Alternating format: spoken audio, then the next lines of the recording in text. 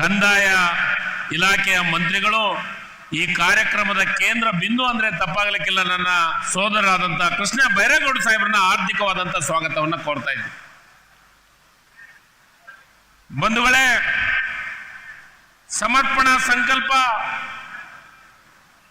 ಕಾರ್ಯಕ್ರಮದ ವೇದಿಕೆ ಮೇಲಿದ್ದಂತೆ ಎಲ್ಲ ಇಲಾಖೆಯ ಸಚಿವರು, ಎಲ್ಲ ಶಾಸಕ ಮಿತ್ರರು ಹಾಗೂ ಎಲ್ಲ ಜಿಲ್ಲಾ ಅಧ್ಯಕ್ಷರು, ಮಾಜಿ ಶಾಸಕರು, ಮಾಜಿ ಸಚಿವರು ಮತ್ತು ಪಕ್ಷದ ಹಿರಿಯರು ಮತ್ತು ಇಲ್ಲಿ ಆಗಮಿಸಿದ ಕೇಂದ್ರ ಬಿಂದು ಆದಂತಹ ನಮ್ಮೆಲ್ಲ ಫಲಾನುಭವಿಗಳು ಮತ್ತು ಕಾರ್ಯಕರ್ತ ಬಂಧುಗಳು ಮತ್ತು ಎಲ್ಲ ಹಿರಿಯ ಅಧಿಕಾರಿಗಳಿಗೆ ಮತ್ತೊಮ್ಮೆ ಸ್ವಾಗತವನ್ನು ಕೋರ್ತಾ ಈ ಸಮರ್ಪಣಾ ಸಂಕಲ್ಪ ಕಾರ್ಯಕ್ರಮದ ವಿಶೇಷವಾಗಿ ಮಧ್ಯ ಕರ್ನಾಟಕದ ವಿಜಯ ಹೈದರಾಬಾದ್ ಕಲ್ಯಾಣ ಕರ್ನಾಟಕ ಭಾಗದೊಳಗೆ ಮಾಡಬೇಕಂತ ನಿರ್ಧಾರವನ್ನು ಮಾಡಿ ಈ ಕಾರ್ಯಕ್ರಮವನ್ನ ಯಶಸ್ವಿಗೊಳಿಸಲಿಕ್ಕೆ ಕಾರಣೀಭೂತರಾದಂಥ ಜಮೀರ್ ಅಹಮದ್ ಖಾನ್ ಅವರು ಮತ್ತು ವೇದಿಕೆ ಮೇಲಿದ್ದಂಥ ಎಲ್ಲ ಶಾಸಕ ಮಿತ್ರರು ಮತ್ತೊಮ್ಮೆ ಸ್ವಾಗತ ಕೋರುತ್ತಾ ಬಂಧುಗಳೇ, ಈ ಒಂದು ಕಾರ್ಯಕ್ರಮ ಅದ್ಭುತವಾದಂಥ ಕಾರ್ಯಕ್ರಮ.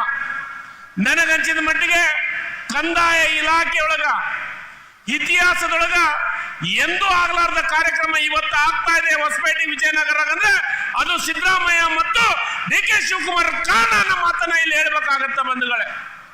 ಒಂದ್ಸತಿ ನೆನಪು ಮಾಡ್ಕೋಬೇಕು, ಹಿಂದೆ ಹಕ್ಕುಪತ್ರ ಕೊಟ್ರೆ ಹೆಂಗ ಹಕ್ಕುಪತ್ರ ಕೊಟ್ರಂದ್ರೆ ಒಂದು ಪೇಪರ್ ಹಾಳೆಯನ್ನು ಕೊಟ್ಟು ಕಳಿಸಿಬಿಟ್ರು. ಆದ್ರೆ ಇವತ್ತ ನಮ್ಮ ಸರ್ಕಾರ ಬೇರೆ ಹಕ್ಕುಪತ್ರ ಜೊತೆಗೆ ನಿಮ್ಮ ಭೂಮಿಯನ್ನ ನಿಮ್ಮ ಹಕ್ಕುಪತ್ರದಲ್ಲಿರುವಂತ ಏನು ಮೆಜರ್ಮೆಂಟ್ ಎಷ್ಟಿರ್ತೈತಿ ಅಷ್ಟು ರಿಜಿಸ್ಟರ್ ಆಫೀಸ್ ರಿಜಿಸ್ಟರ್ ಮಾಡುವಂತ ಕೊಡುವಂತ ಕೆಲಸವನ್ನ ಮಾಡಿದ್ರೆ ಅದು ಸನ್ಮಾನ್ಯ ಸಿದ್ದರಾಮಯ್ಯನವರ ಮತ್ತು DK ಶಿವಕುಮಾರ್ ಸರ್ಕಾರನ ಮಾತನ್ನ ಇಲ್ಲಿ ಹೇಳ್ಬೇಕಾಗತ್ತೆ ಬಂಧುಗಳೇ. ನೀವೆಲ್ಲ ವಿಚಾರ ಮಾಡ್ಬೇಕು. ಇವತ್ತ ಕಂದಾಯ ಇಲಾಖೆಯೊಳಗೆ ಅದು ವಿಶೇಷವಾಗಿ ತಹಸೀಲ್ದಾರ್ ಆಫೀಸ್ಗೆ ಅಲ್ದಾಡ್ತಾ ಇದ್ರು. ಇವತ್ತ ಈ ಯೋಜನೆ ಇರ್ಬೋದು, ಕಂದಾಯ ಗ್ರಾಮ ಇರ್ಬೋದು, ಲ್ಯಾಂಡ್ ಬೀಟ್ ಇರ್ಬೋದು, ಪೋಡಿ ಮುಕ್ತ ಕೆಲಸವನ್ನ ಬಹಳ ವೇಗವಾಗಿ ಮಾಡ್ತಾ ಇರುವಂತ ಕೆಲಸ.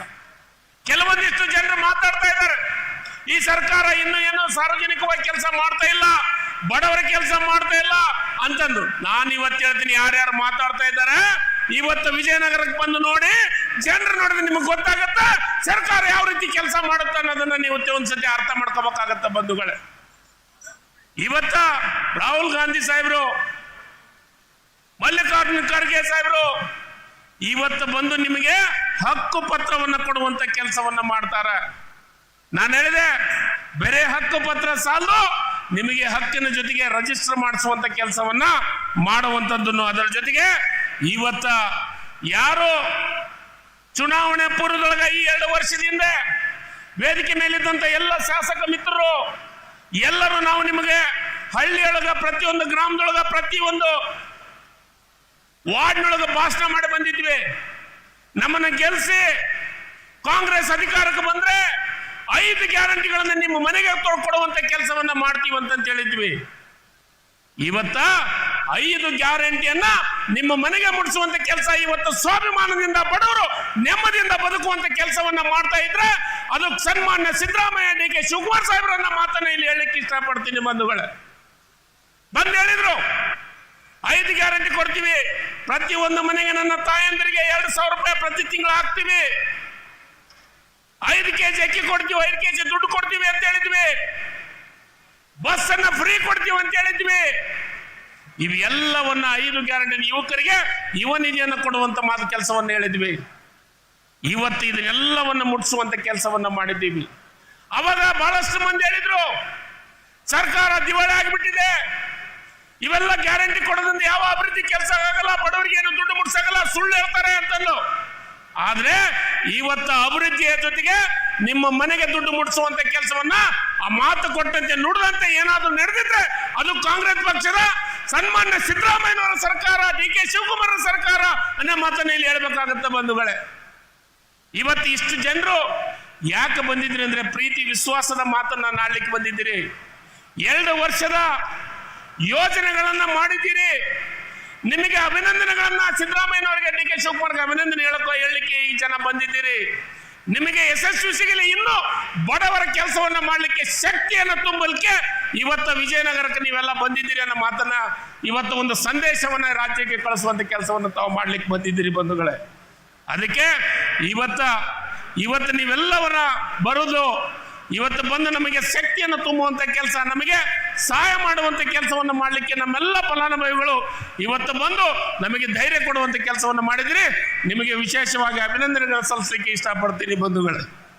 ಅದಕ್ಕೆ ಇವತ್ತ ಈ ಸರ್ಕಾರ ಬಡವರ ಪರ, ಈ ಸರ್ಕಾರ ಕಾರ್ಮಿಕರ ಪರ, ಈ ಸರ್ಕಾರ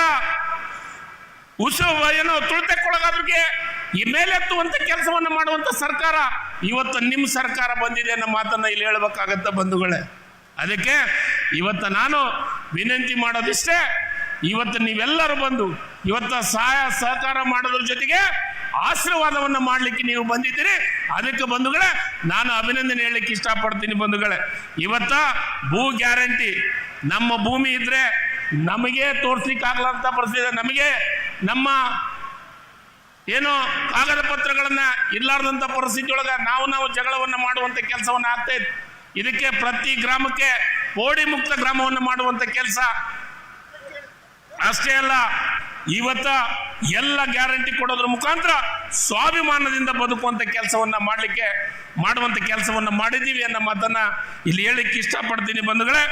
ಮತ್ತೊಮ್ಮೆ ನಿಮ್ಮೆಲ್ಲರಿಗೆ ಅಭಿನಂದನೆಗಳನ್ನು ಹೇಳಿ ನನ್ನ ಮಾತನ್ನು ಮುಗಿಸ್ತೀನಿ. ಜೈ ಹಿಂದ್, ಜೈ ಕರ್ನಾಟಕ, ಧನ್ಯವಾದಗಳು.